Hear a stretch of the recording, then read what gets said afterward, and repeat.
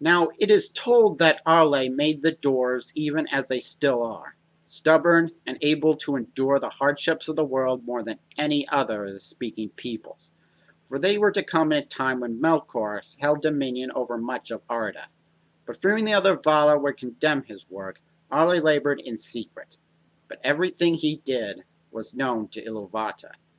And when Arle had completed his work and began instructing the dwarves in the tongue he had devised for them, Iluvatar spoke, and asked him why he had done this. And Arle answered that the making of things had been given to him by Iluvatar, and that he wished to instruct others in this gift, and was impatient for the coming of the children of Iluvatar. And he admitted that in his impatience he had fallen into folly. And so he surrendered the works of his hands, the dwarves, to Iluvatar, to do with as he would. But should I not rather destroy the work of my presumption? Then Arle took a great hammer and made ready to smite the dwarves, and tears were in his eyes. Yet Iluvatar had compassion upon the dwarves because of the humility of Arle, and because the dwarves shrank back from the hammer and cried and pleaded for mercy. Your repentance I accepted even as it was being made. I will accept the work of your hands and give them a place in the world and in my designs. In no other way will I amend your handiwork. But your impatience shall not go unpunished. For the dwarves will now sleep in tombs beneath stone until after the firstborn have awakened. And there shall often be strife between yours and mine, the children of my adoption and the children of my choice. And then Arle told his spouse Yavanna of all that had come to pass. Eru is indeed merciful, she said, for you have not only received forgiveness, but bounty as well. But because you have kept this hidden from me until its fulfillment, they shall love first the works of their father, and have little love for the things of my love. Many a tree shall feel the bite of their axes without pity. And Arle answered that that would also be true of the children of Iluvatar, for they will make and build after the manner of Iluvatar and their peers. And so Yavanna sought the counsel of Manwë, and asked him if this was so. And he answered that it was. And she was grieved, fearing what would come to pass. Is it not enough that Melkor has marred so many? Shall nothing that falls within my care be free from the dominion of others? If you would have your will, said Manwë, what would you reserve? All are dear to me, and all have their worth, and contribute to the worth of the others. But the Kelvar, the creatures, can flee or defend themselves, whereas the Ovar, the plants that grow, cannot. And of these I hold trees most dear, long in the growing, swift in the felling, unless they bear toll with fruit, or little mourned in their passing. So I would have it that the trees would speak on behalf of all things that grow, and seek justice for those that wrong them.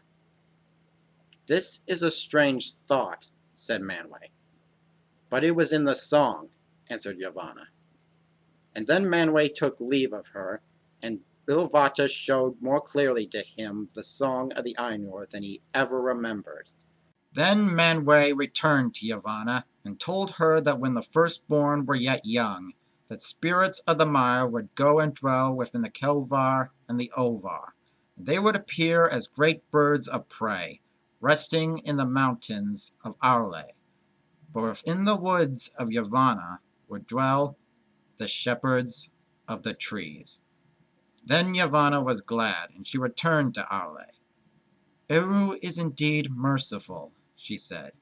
Now let your children beware, for there shall walk a power in the woods that they will arouse at their peril. Nonetheless, they will have need of wood, said Arle, and continued his work. Now as the hour drew near to the time appointed by Iluvatar for the coming of the firstborn, and Middle-earth lay under the dominion of Melkor, the Vala did not know what action to take. Some wished to make war upon Melkor and free Arda from his dominion. Others feared the hurts done to the world that such a war would bring. not knowing when or where the firstborn would arise. Man-Ray proclaimed that it was the fate of the firstborn to awaken in the darkness and see first the light of the stars. Great light shall be for their waning. Then Varda went to her wells, where she had collected the dews of the two trees, and from them made stars brighter and greater than any others in the sky, and signs she made from them, including the sickle of the Valar, a challenge to Melkor, and a sign of doom. Now when Varda had finished her labors, there awoke in Cuvienen the elves, the elder children of Ilúvatar. Now lands have changed, and rivers have not kept their courses, and to Cuvienen there is no returning. But it lay far off in the east of Middle-earth, by the shores of the inland sea of Helcar. And first of all things the Eldar beheld was the light of the stars, and first of all sounds they heard was the flow of running water. And so these things are held most dear to the Eldar of all things that lie within Arda. Now Orome would often ride across the lands of Middle-earth, hunting the monsters of Melkor. And on a time he came to Cuvienen and beheld the elder children of Ilúvatar.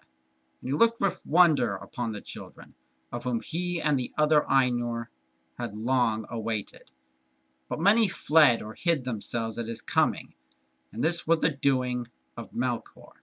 For being first aware of the children, he sent shadows and phantoms to the borders of Cuvienen. So if any wandered off, they were taken, and many said that the huntsmen took them. So when Orome came and Naharnade, many fled and hid themselves out of fear. But some who were brave enough to remain saw that this was a being of light and not of darkness, and they called many to them out of hiding and from the distance. And they saw Orome, that he was filled with love for them. Of those unhappy ones taken by Melkor, nothing is known for certain.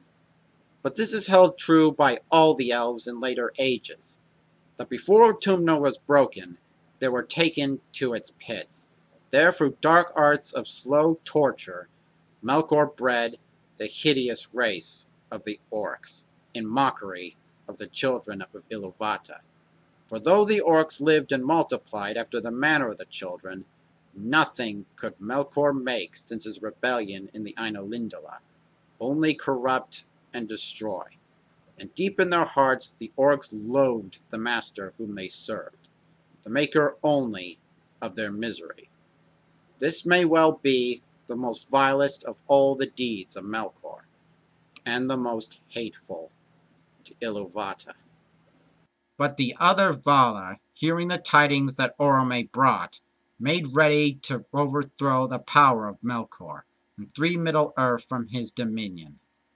Never did Melkor forget that this war was made upon him for the sake of the elves, though they played no part in it, for a guard was set about Cuvienen, so all the elves knew of that war was a deep rumbling of the earth, and distant lights from afar off. Now Melkor's main fortress was Utumno, delved deep beneath the iron mountains of the north, and to the west lay Angband, under the control of his lieutenant Sauron, to guard from any assault that might come from Valinor. But in their haste to overthrow Melkor, the Valar only uncovered the pits of Angband, but did not search them, and Sauron they did not find. But Utumno was utterly overthrown, and Tulkas wrestled with Melkor until he was cast down upon his face. Then he was bound with a chain and Gainor, which Aule had made for him, and he was taken to Valinor to be judged. There he sued for pardon, but it was denied him, and he was sentenced to await in Mandos for 3 long ages, until his case should be tried again, or he should sue for pardon.